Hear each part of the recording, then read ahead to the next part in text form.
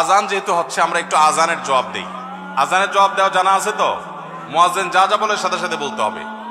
এই যে আজানটা কাছাকাছি এখান থেকে শোনা যাচ্ছে, আল্লাহু আকবার, আল্লাহু আকবার, আল্লাহু আকবার, আল্লাহু আকবার।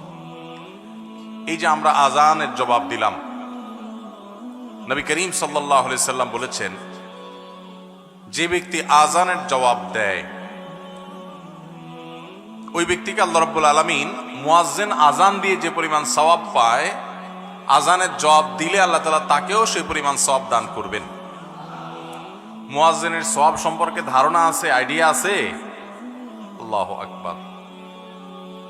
ইমামতি মর্যাদাপূর্ণ কাজ, কিন্তু সওয়াবের বিচার যদি করেন, আজানের এত বিপুল পরিমাণ সওয়াব আছে যে আজানের মর্যাদা যদি আমরা জানতাম, মহল্লাগুলোতে মুয়াজ্জিন নিয়োগ দেওয়া লাগতো না।